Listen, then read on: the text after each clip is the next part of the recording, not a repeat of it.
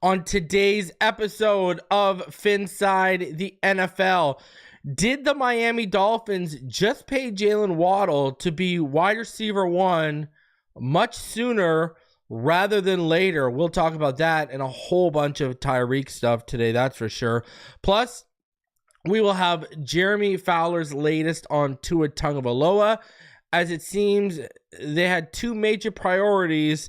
One of them has been checked off, and Tua remains the other one. Plus, the Miami Dolphins, as of today, have $18.5 million in cap space opened up. So, what now?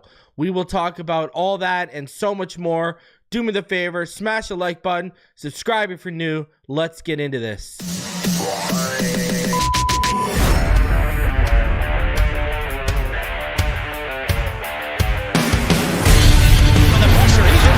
Loses the football. Touchdown! Got it! You have got to be kidding me. Jaylen Waddle has a Dolphin touchdown. And he will score! Field down the near side, that open. Touchdown!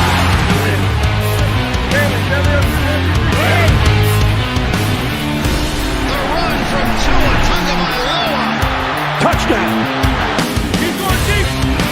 It's got him for a touchdown again!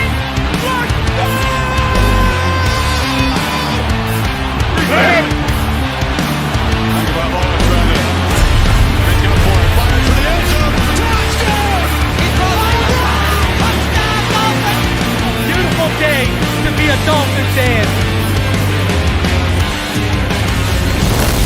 Let's go!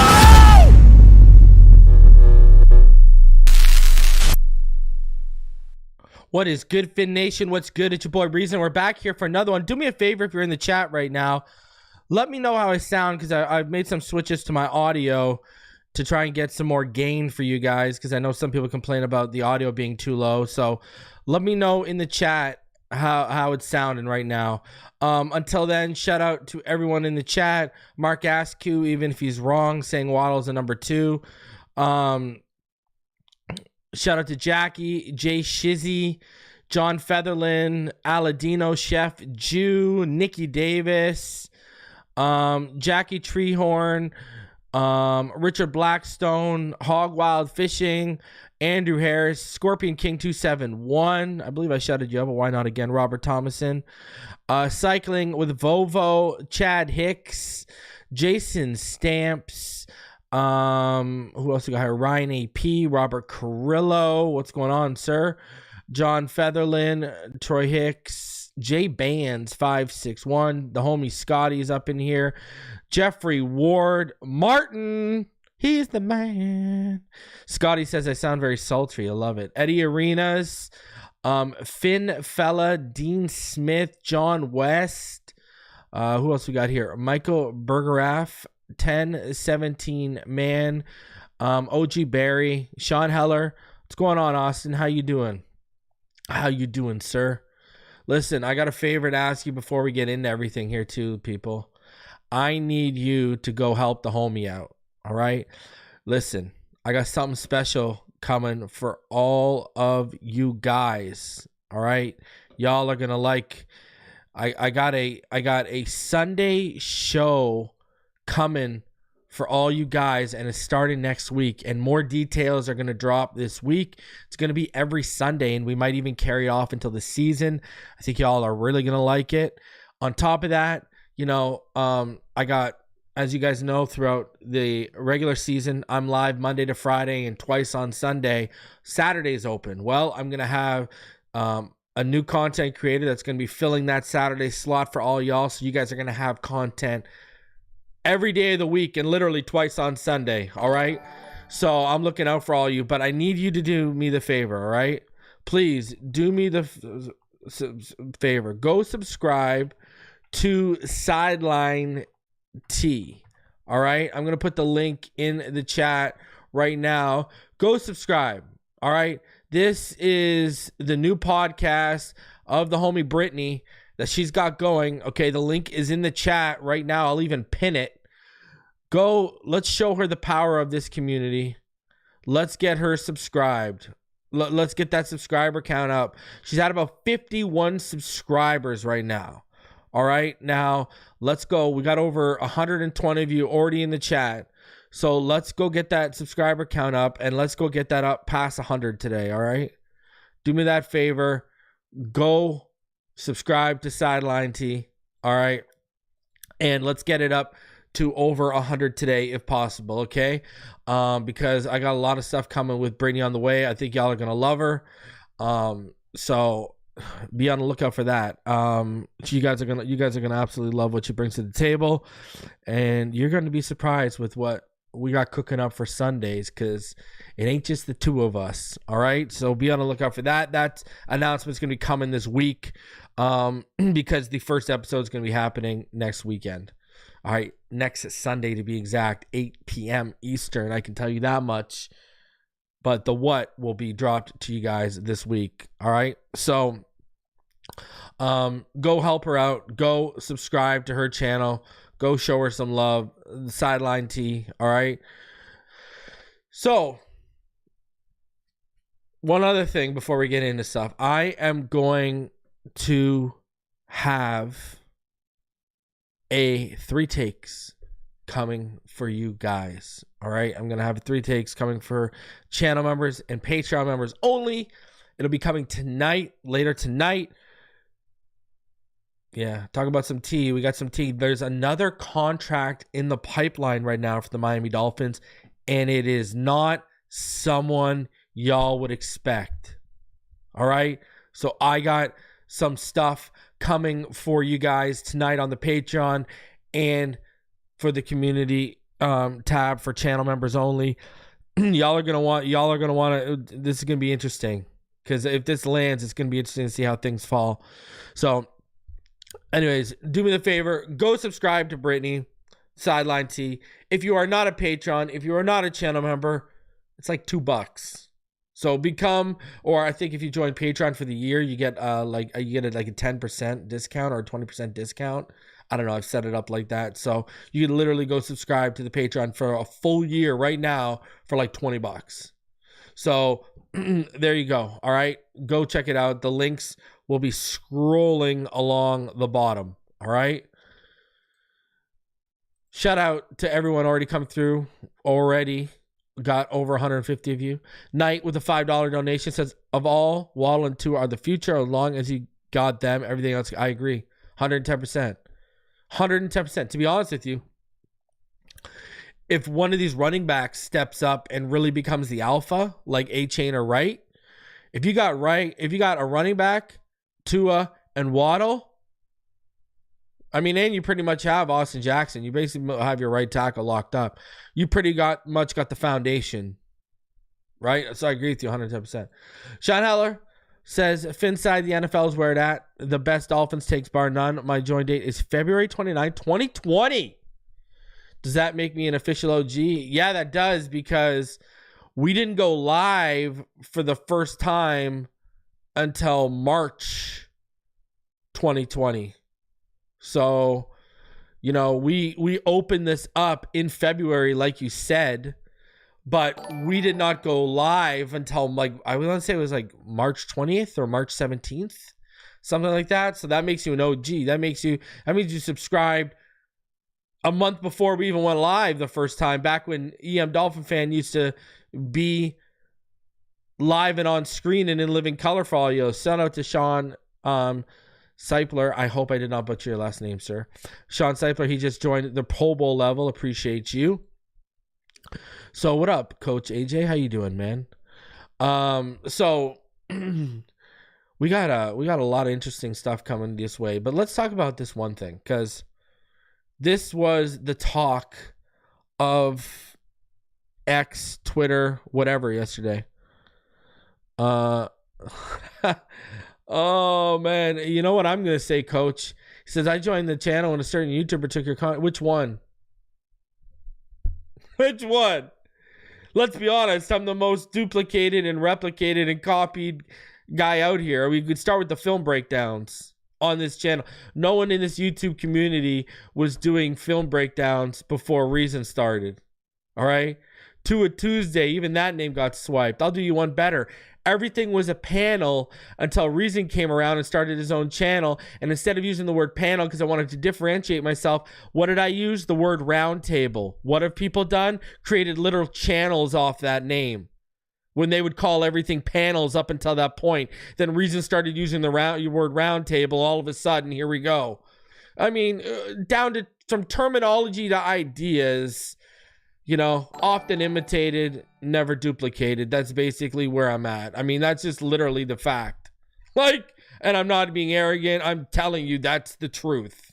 Okay? I mean, that's just what it is. No one was diving deep into the draft until Reason came around. Right? And it's because they see all of y'all respect it, like it, and enjoy it. So they say, oh, me too, right? You ever heard that song by Clips? Mr. Me Too. That's exactly what it is, right? It's exactly what it is. So it is what, hey, listen. People want to say, you know, imitations is a serious form of flattery. Listen, people who know my background know. Before I was into this, I was running a independent hip hop label, all right? And so I come from, you know, the hip hop industry. We call that biting, you know. Imitation is not the most sincere form of flattery where I come from. We call that biting.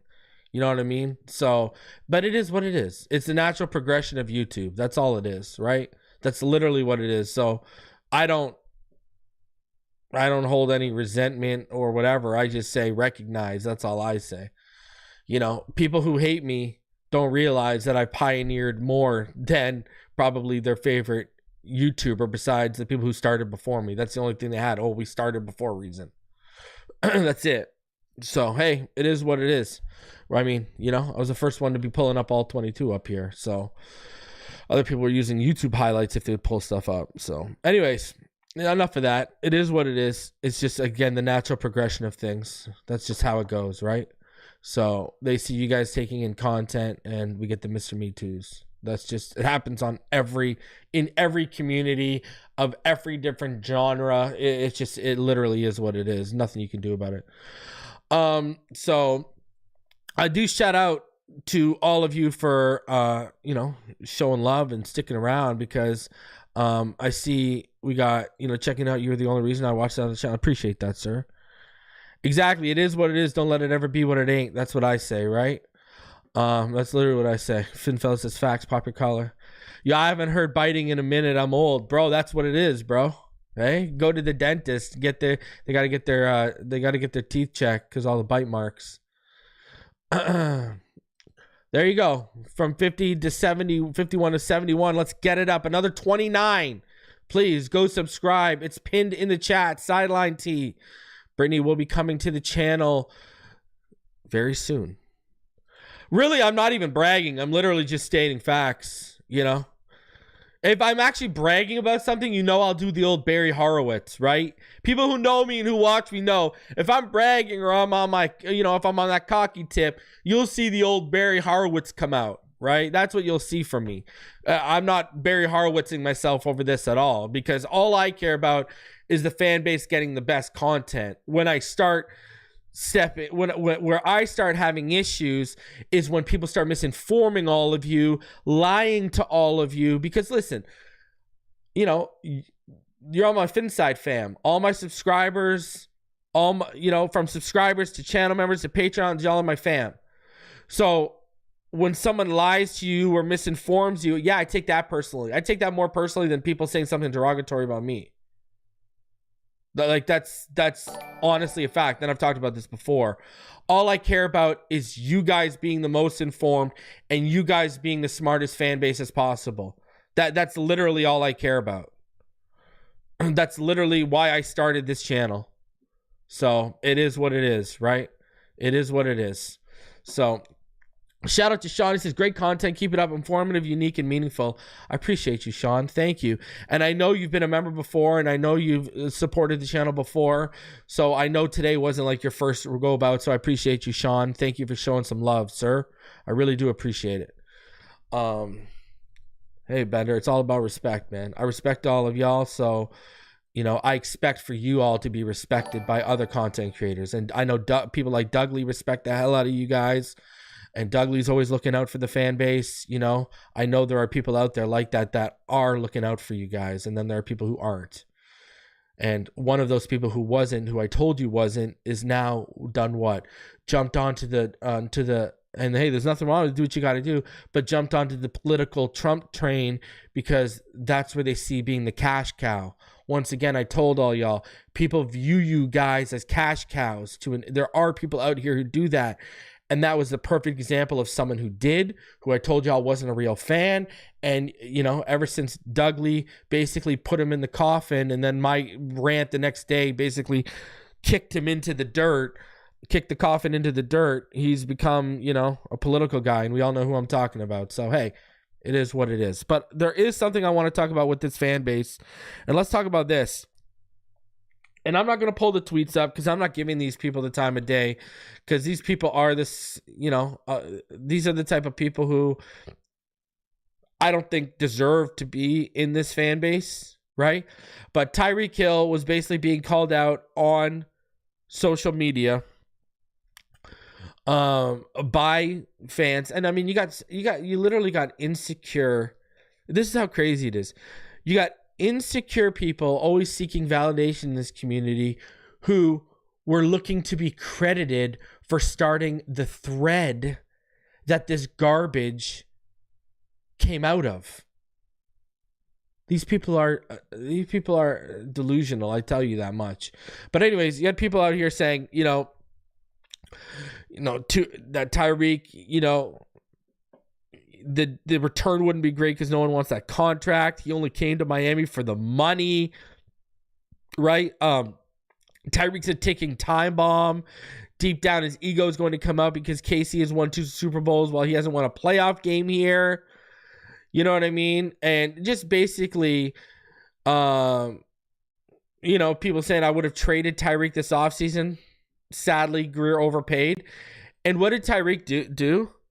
Tyreek Hill actually went through, found these comments on Twitter and liked them. Then he went out of his way and tweeted out a smiley emoji. A laughing emoji. Literally laughing to these people, Literally laughing at these people who are talking about him. And these are some of the same people who hate Tua. Right? It's always funny to me where, listen, I think we can all agree, if the money makes sense, we want Tyreek Hill to finish his career in Miami. If the money makes sense. The problem is going to become, he is going to want that 30 million annual average again. That's the problem. That's where the issue is lying in. Because especially now with Waddle being extended, all right, at 28.25 million cap hit, are you really going to pay 60-ish million for about 2 receivers? Think about that. Let's say the cap goes up 30 million next year. All right. It goes up to 285. Let's say Tua signs for 55 million. Let's just round it up. I'm not going to do 53. Let's just do 55. So let's say he signs for 55 million. Then let's say you got to re-up Tyreek.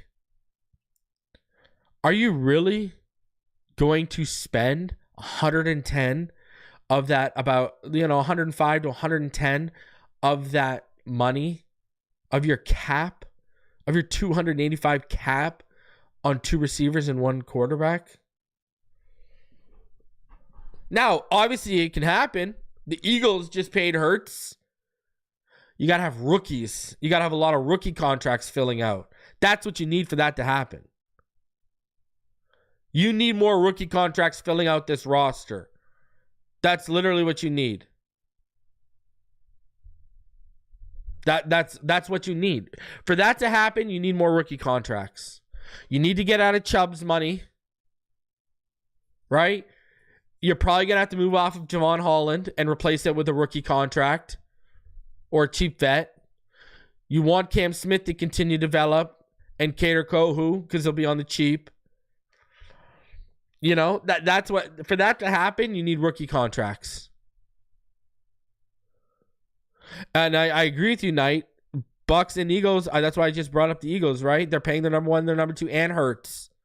But look at the rookie contracts and look at the guys they've moved off of. That's what you're going to need to happen. And Tyreek can't be coming in asking for very much more than Jaylen Waddle. They need to basically be on the same thing. It's very similar to what Sidney Crosby and Evgeny Malkin did in Pittsburgh on their first contracts. They took basically the same money. They took identical money because they were 1A and 1B centers. And by the way, I want to say this too. I've seen the Caitlin Clark stuff going on. Absolutely ridiculous. Like, absolutely ridiculous how she's being treated, especially the money she's going to bring into the WNBA. I'm absolutely, like, that flagrant yesterday, that player should have been ejected. That was ridiculous, okay? And you know what it reminds me of, though? If you want to go back and look at Sidney Crosby's first season in the NHL, he was deemed as the next great one, right? He was deemed as the next big thing. And go look at how he was treated, specifically when he played the Flyers and against, like, Hatcher and stuff. I mean, they'd high stick him, blood coming out. You know what I mean? Sidney Crosby was called a complainer after his first year because of how many times he'd look at the ref and go, like, where the hell's the call? That's what Caitlin Clark reminds me of right now. That's exactly it, right? Because think about it. The NHL was waiting for a superstar like that to come around. Then Sidney came. It's the same thing for WNBA. They've been waiting for a superstar like that to come around. Caitlin comes around. And you got other players that are just jealous and envious of that position and that recognition. It's absolutely crazy. It's absolutely nuts. But I just wanted to make that parallel. Sidney Crosby and Caitlin Clark, their first year, it's very similar to me. Very in how they're being treated by other players in the league they're playing in. It is what it is. It happens. But anyways, I go back to this Tyreek Hill thing. You know, I think fans are really taking him for granted. Now, you know, I've said what I've said about the contract and paying him and all that money, but what have I said consistently since he's been here? He's one of, if not the best player in the NFL. Like, he's ridiculous. He's the best player to wear our colors since Ricky Williams, or if you want to really go there, then Dan Marino.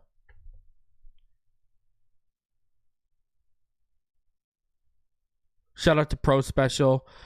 Prayers up to everyone. Show Pro Special some love. His mother needs surgery. She's not doing well. Send him some good vibrations. Send him some positive energy. All right? Pro Special's the homie. Show him some love, okay? That's the guy right there. So anyways, with Tyreek, you know, I think he's been a major, even with the drops, he's been a major factor of us getting to the playoffs. The frustration is with the drops, if he didn't have the drops, we could be even better.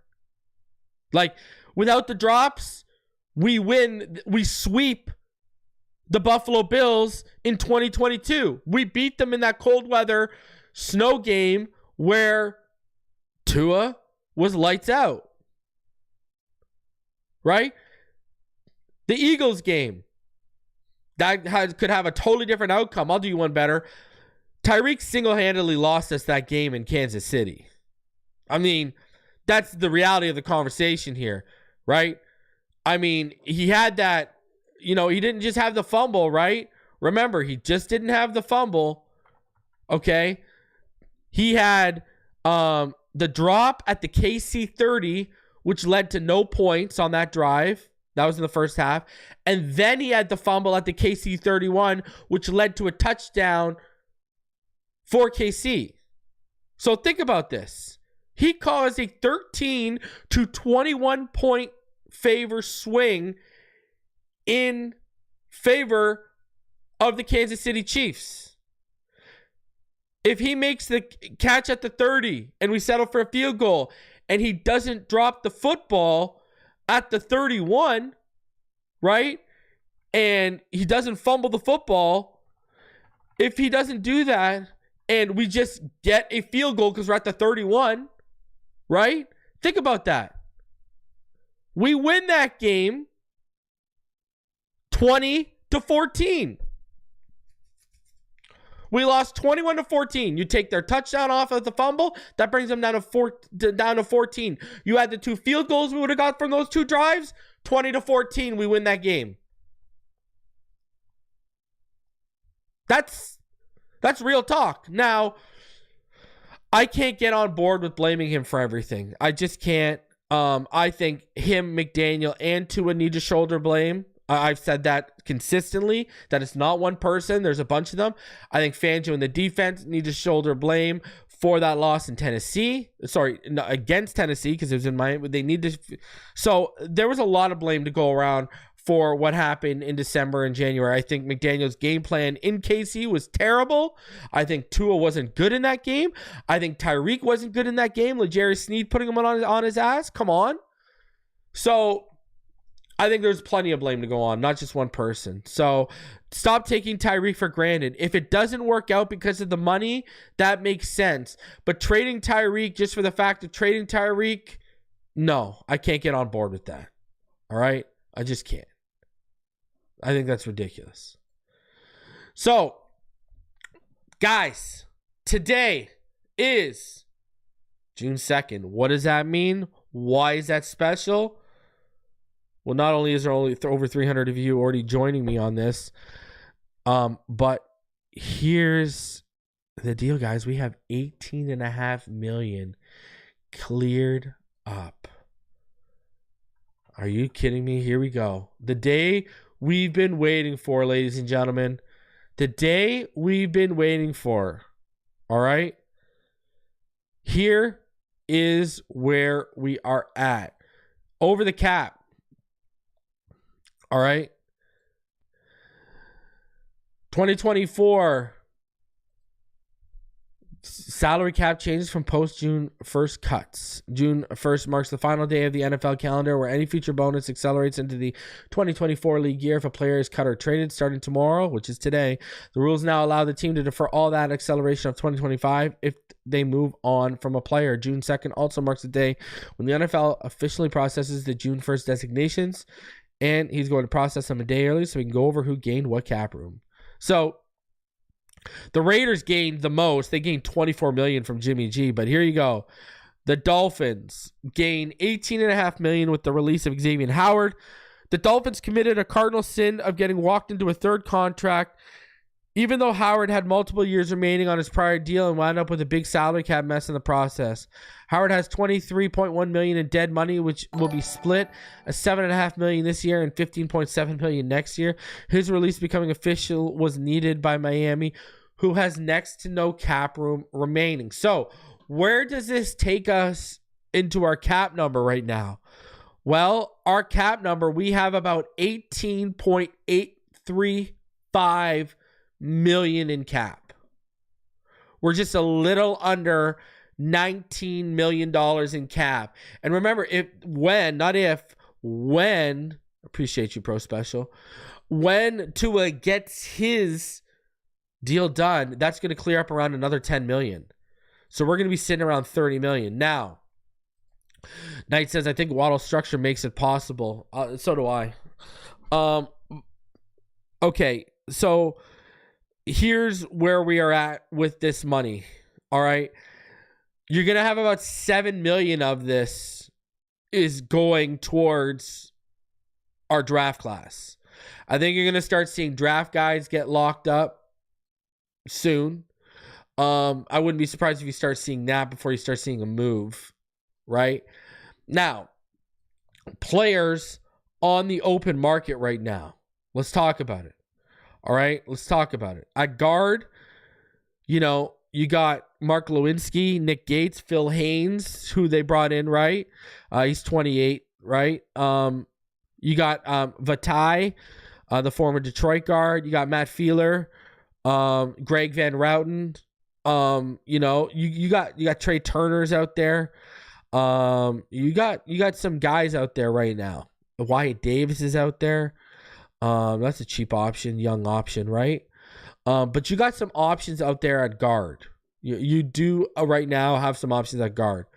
At center, could they be sitting on their hands to see if Connor Williams gets healthy? If they're able to make something work with Connor Williams? Mason Cole's out there. Scott Quessenberry's out there. Connor McGovern is still out there. You know, there are names out there right now at center. Tyler Larson's out there. So there are names out there. There are names out there. Right? I mean, it is what it is right now. Now, I think Connor Williams, that would be, you know, that would be like a 1-year deal, I think, to see if he can get healthy again. You know, if he could get healthy and if Wynn goes down and he could kick back to left guard, that would be a saving grace. But there are options to bring in behind Aaron Brewer. Now, defensive line-wise, all right, Calais Campbell is out there, who we all view as pretty much a good fit. Another one is a good fit, and the market clearly isn't robust for him.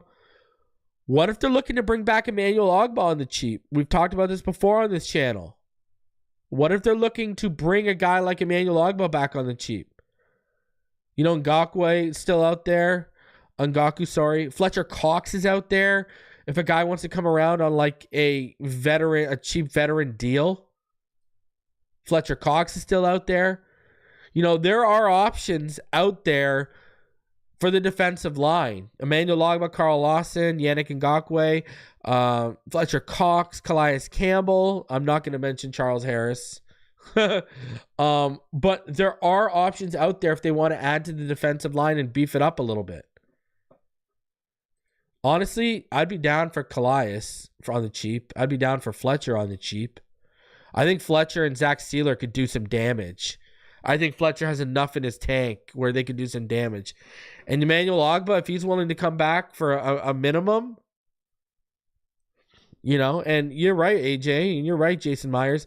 Yannick Ngakoue used to be a beast. He used to be a beast. Now at safety, you know, you got names. I don't think they're going to look for a Jamal Adams, but he's 28. And he gives you some depth behind Poyer. Justin Simmons, Eddie Jackson still out there. Quandre Diggs is still out there. I believe Tracy Walker's even still out there. You know, there's some bodies you could bring in and put back there. Keanu Neal's still out there. There are some guys out there. Tayshaun Gibson. He's getting up there, though. But, you know, there are some players at safety that would be interesting because this team needs safety depth for sure. For sure. And that's where I'm at, bro. Ogbah pretty much has familiarity with the coaching staff and the players. The problem is, Scotty, if Aaron Donald wants to come out of retirement, the Rams still own his rights. And I agree with Jason Stamps. I like his versatility too. I'm a fan if they could add something like one of those guys. I mean, there are options out there, right? Again, guard, Glowinski, Gates, Haynes, Vaitai, Fowler, Van Routen. Center, you can bring back Connor, Mason Cole, Quessenberry, McGovern, Larson. At defensive line, Ogbah, Lawson, Ngakoue, Cox, Campbell. There's hell. You want to go bring Jerry Hughes? He's old, but hey, why not? And then at safety, Jamal Adams, Justin Simmons, Eddie Jackson, Quandre Diggs, Micah Hyde still out there, Tracy Walker, Marcus May. So there's a lot of options if they want to flex a little bit of cash. What I think is the deal, I think they want to get Tua done to open up some space. And that's how I think you'd see them flex the cash a little bit. Now, like I said, they got about $18.835 million cleared up right now. But about 7 of that has to go, like I said, towards the draft class. So again, we get to like just under 12 million. Whereas if you add on what Tua would clear up, you'd be sitting at around like 22 million. And I think they would have more, flexibility to spend. Right now, I think they want to carry some money over into the season to potentially either carry over for next year. Also for the trade deadline. Because if this team is pushing for something special, I can see us trying to pull the trigger on a trade. I really can. I'm not lying. And I wouldn't be surprised if they're trying to pull a trigger on a trade right now. I wouldn't if they're searching the market. So we'll see. We'll see. And I don't mean like a big trade. I mean like a depth type of trade. I believe they're probably exploring all options. Like, because I'll be honest with you right now.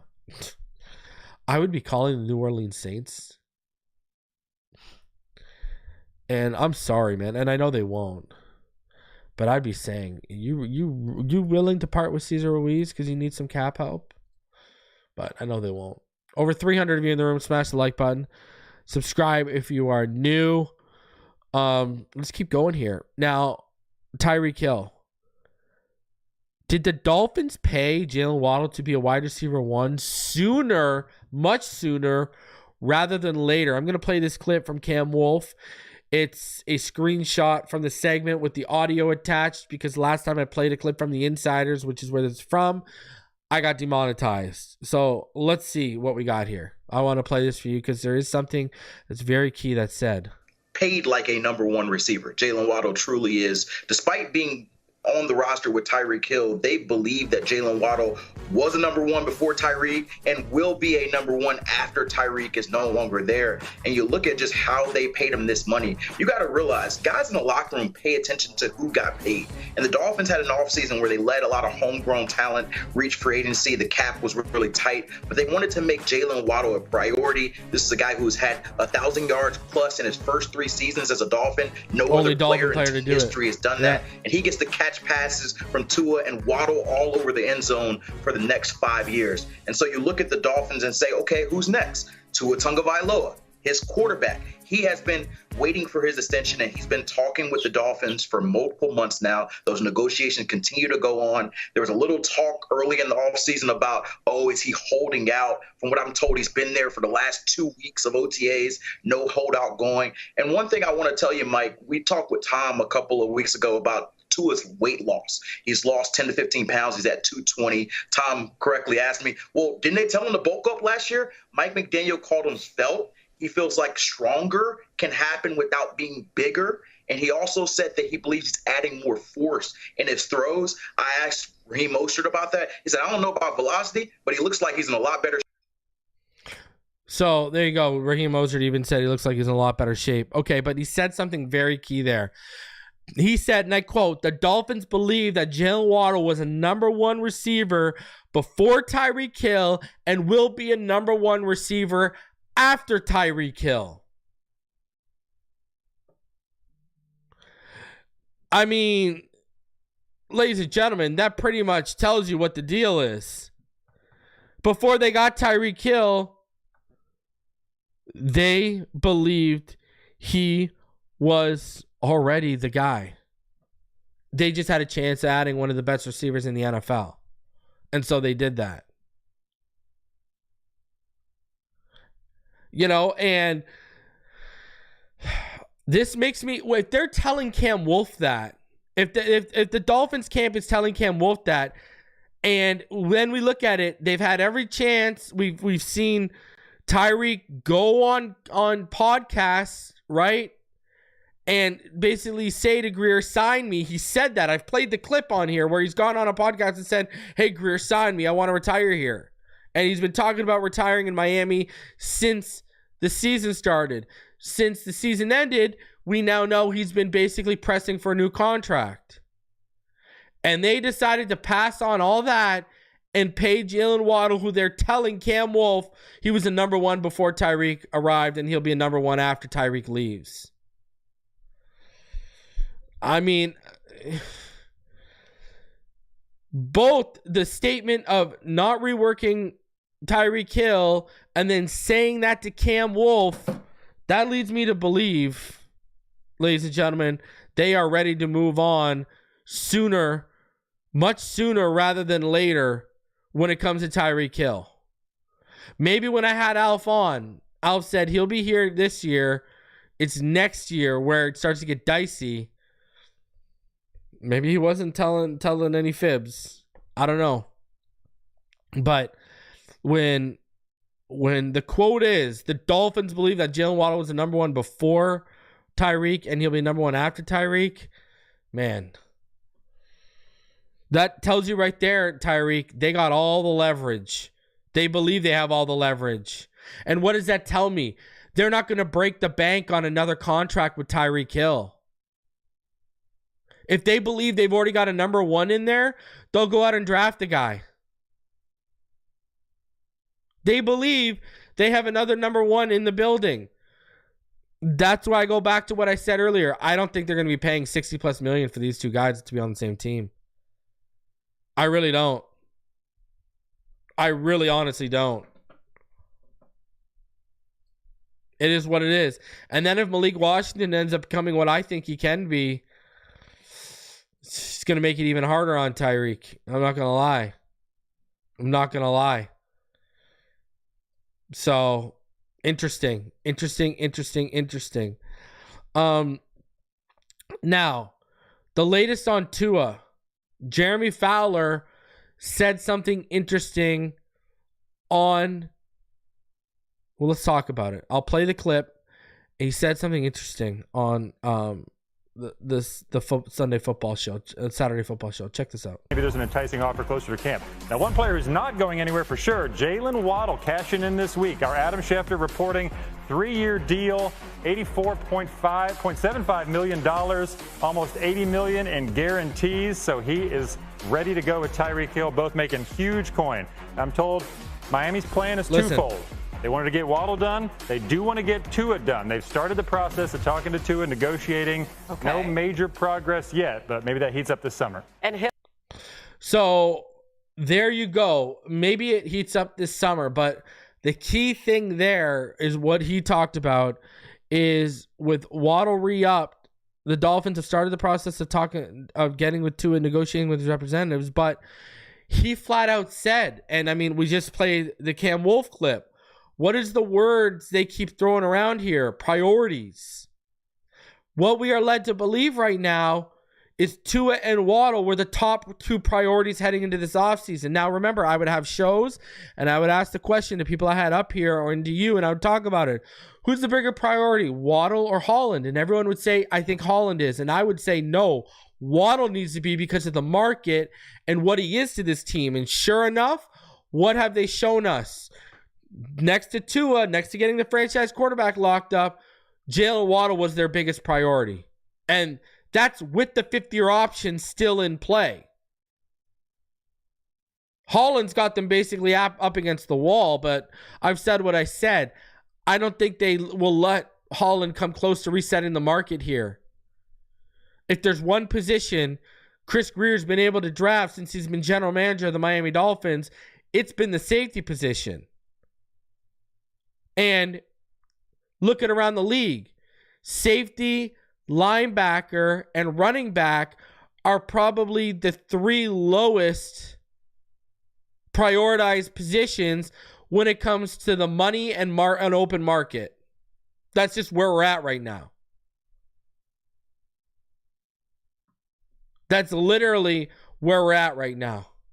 Safety, linebacker, and running backs are undervalued, and they're underappreciated. Antoine Winfield was the outlier. Now, I will give myself the Barry Horowitz like I talked about earlier. Remember, there was 4 players I said the Miami Dolphins need to spend 3 of the first-round picks in 2020 on.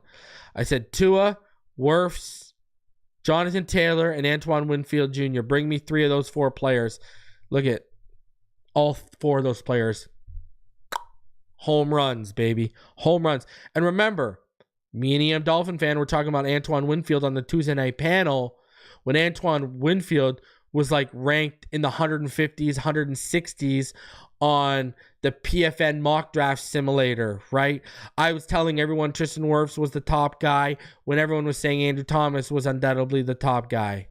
And then Jedrick Wills and Mekhi Becton, because of his traits, were the top guys. I was saying, no, it's Tristan Wirfs. So it's not like these guys were absolute home runs, right? And remember, there's a doubt about Jonathan Taylor. Everyone was in love with DeAndre Swift or whatever. And I was saying, no, Jonathan Taylor's that dude. And remember, everyone would say Jonathan Taylor can't catch a football. And I said it's because they didn't ask him to catch the football in college. Anyways, so, man, listen, they're taking care of their own. They're getting it done. Even in that draft, look at, they drafted Brandon Jones. Was Brandon Jones great? But look at them. No, but look at the money he ended up getting from Denver. Even the not so great guys, Greer has drafted at the safety position. Look at the money they've gotten. So, yeah, it's fortune is not in Holland's favor unless he's team friendly, and it don't sound like he's going to be very team friendly. It sounds like he wants the bag. Whether that's right or wrong, hey, that's up to you guys. But Tua Tagovailoa and Jaylen Waddle were the two top priorities for the Miami Dolphins this offseason. We've now heard that from two different people in two different segments, and you can check one of those off. And now here comes the other one. They will get Tua done. They want that money too. I'm telling you, they want that cap space. 110% they want that cap space. You best believe that. They want that cap space. All right. Continuing on here. All right. Let's get into this article. We'll go back. It's happy June 2nd day. And let's go back on talk about the money and the freed up. This is an article from Omar Kelly in the Herald. And it says, what's the best way for Dolphins to spend the $18.5 million cutting Xavier Howard creates? It's officially refund season in the NFL. On Saturday, teams that released a player with a June 1st designation will benefit from the cap savings created when they terminated an expensive player's contract early, exercising a special designation designed to split up two players' salary cap charge over a 2-season period. That means the on-a-budget Miami Dolphins, which spent this offseason purging salaries, restructuring contracts, allowing free agents to leave, and signing less expensive replacements in an effort to get the team's payroll in order, will receive $18.5 million in cap space from the spring's release of cornerback Xavier Howard, a 4-time Pro Bowl selection. The funds finally hit Miami's account, and there are a couple ways South Florida's NFL franchise can go about spending it. Here's a breakdown of the numerous options. Taking care of their own. The Dolphins can extend deals for players with expiring contracts, locking up young talent like they did signing Jaylen Waddle to a 5-year, $105 million contract Thursday, which will likely keep the receiver in Miami until 2028. Tua Tagovailoa and Javon Holland sit atop the list of impending free agents, but there are smaller deals that could potentially get done. Tagovailoa's impending contract is extremely complicated because no matter how much the 26-year-old signs for, he will get the largest contract in franchise history if his future deal averages more than $40 million a season. And a $40 million a season salary for a top-ranked quarterback such as Tagovailoa would be considered a bargain considering the contracts that the Atlanta Falcons gave Kirk Cousins and the Detroit Lions gave Jared Goff this offseason. I think he's talking about real money. I don't think he's talking about like the annual average. I think he's talking about real money because it's going to be over 50 if we're talking about the annual average. All right. Expect Tua to clear $140 million in fully guaranteed money easily, which is the only figure that truly matters when it comes to the NFL contracts. Holland's contract might be a little bit more complicated because it hasn't exactly had a breakout season in his first 3 years as an NFL starter. That makes nailing down a price point for his services complicated. The Patriots signed fellow safety Kyle Duggar to a 4-year deal worth $58 million after using the transition tag to prevent the 28-year-old from becoming an unrestricted free agent. Holland hasn't been as productive as Duggar, but he's in the neighborhood. Keep in mind, Tagovailoa's extension would likely create cap space in 2024 because a new deal would lower his present cap hit, which comes from his $23.1 million 5th-year option. An extension for Holland, who's slated to make $3.3 million this season, would reduce Miami's cap space. How much depends on the size of the deal and the signing bonus given. Rookie deals must get done. The Dolphins will need a little less than $2.8 million of the newfound cap space to sign the 7 players drafted in 2024 and pass rusher Chop Robinson, who's due a 4-year deal worth $14.97 million as a number 21 pick in the 2024 draft, will be the most expensive. The only other draftee that will count against the salary cap is second-round pick Patrick Paul, a left tackle expected to serve as Terron Armstead's understudy this season. He's due a 4-year deal. It's worth around $6.9 million. The later picks in Jalen Wright, Muhammad Kamara, and Patrick Morris, and Malik and Taj Washington fall below the threshold where their salaries have to count against the cap because they won't have a top 51 salary slot. But all 7 draftees will account for about $8.3 million in cap charges in 2024. Free agency isn't over After next year's mandatory minicamp concludes, the Dolphins coaches and executives will sit down and discuss the 90-player roster, addressing areas of concern. It's hard to imagine the interior of the offensive and defensive line won't be debated heavily, since Miami hasn't properly addressed the departure of defensive tackle Christian Wilkins and Robert Hunt, the offensive guard, who went to Carolina. Miami would also benefit from the addition of a veteran safety because the top two backups, Elijah Campbell and Nick Needham, are both converted cornerbacks. Accomplished veterans such as Calais Campbell, Phil Haynes, Jamal Adams, Quandre Diggs, and Justin Simmons remain free agents. While none of them seem to be in a rush to find a team, Dolphins wouldn't likely be viewed as a top destination for veteran hoping to latch onto a playoff contender. Why? That makes no sense. The Dolphins wouldn't likely be viewed as a top destination for veteran. Why wouldn't they? We have one of the best rosters in the NFL. I don't agree with that at all. Some of those veterans can command salaries that pay $4 million plus. The Dolphins annually sign at least half a dozen players between now and the start of regular season, and some have become major contributors, such as Eli Apple. Now they could bank the savings. When Miami wasn't spending every dollar the franchise had building a Super Bowl contender, the franchise typically kept cap space available for emergency situations, like the signing of quarterback Jay Cutler in 2017 after they lost Ryan Tannehill for the season in training camp, or executing a midseason trade like the one they produced Bradley Chubb in 2022. And what wasn't used during the season was carried over to next year, helping Miami balance the books. It's super early, but next offseason, the Dolphins are projected to be $15.6 million over the projected cap, despite only having 50 players under contract. And that's before the 7 rookies are signed, reducing the resources even further. While the team's finances can easily be shifted around, every dime of the cap space preserved helps. 364 of you in the room. Smash the like button. Subscribe if you're new.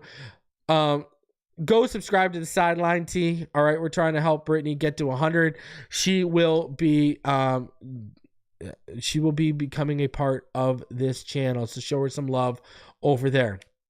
Now, Dr. Draft says, can you discuss why rolling over the cap isn't a priority? I don't know what their priorities are. I'm not a fly on the wall in that conversation, but I will say this.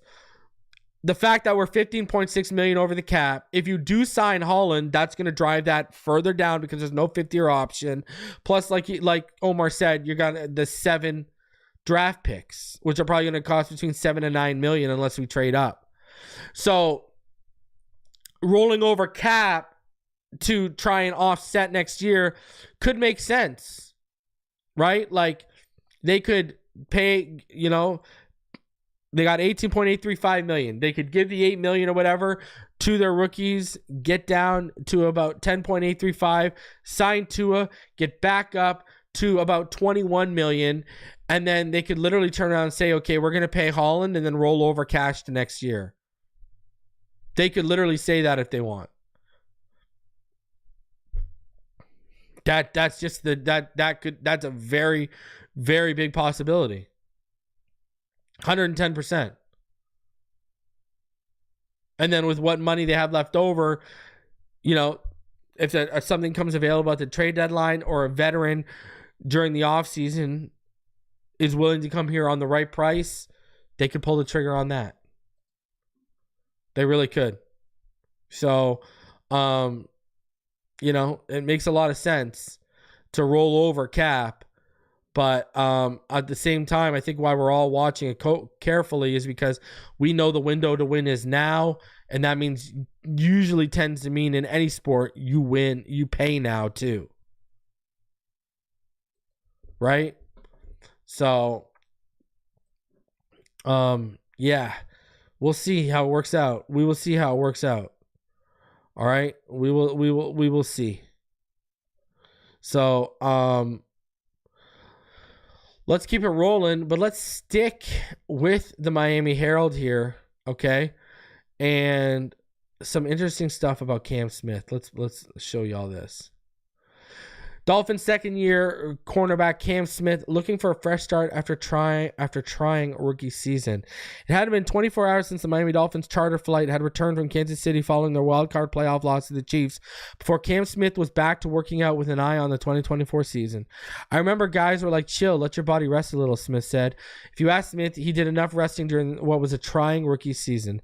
Smith, the Dolphins' top pick in the 2023 draft, 51st overall in the second round, was relegated to a seldom-used reserve role. Quickly last season, played only 30 defensive snaps combined, 4 games. My frustration was during camp, Smith said after the Dolphins' voluntary OTA practice this past Tuesday.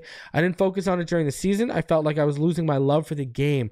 My mom helped me through it, talking to her every day, and she told me just to see through it. Smith is hoping for a fresh start. The elements on the Dolphins roster could be conducive to such a goal if Smith can seize the opportunity in year 2. I'm not necessarily worried about placing blame or why his timeline is as it is, McDaniel said. Those timelines are unique to each individual. What I'm really pumped about is I know in year 2 that the relationships that he's holding within his position and the coaches and the way he's attacking this offseason is that he's not satisfied with that by any stretch, or nor is the organization. And the Dolphins secondary will be led by cornerback Jalen Ramsey and safety Javon Holland.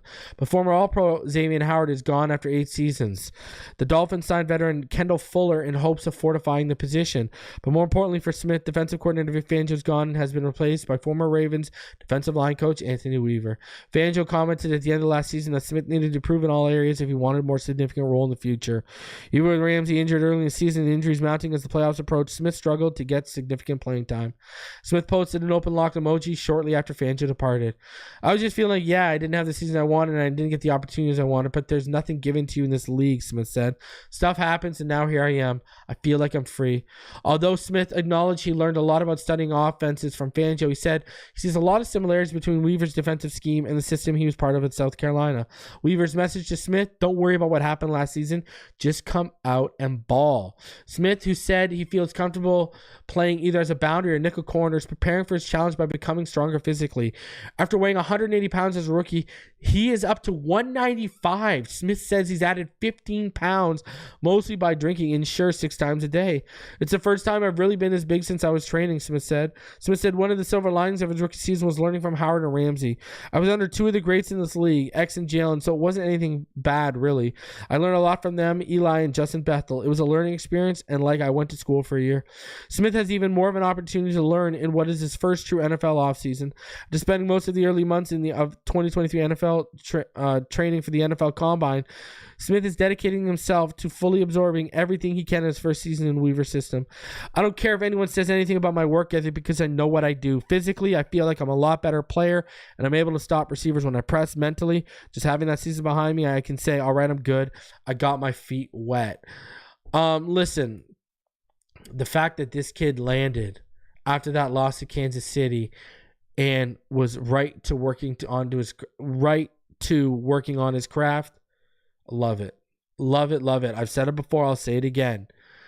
People are going to owe this kid some apologies after this year. He's going to flash. He's going to get opportunities. He's going to flash. I've watched the tape on this guy coming out.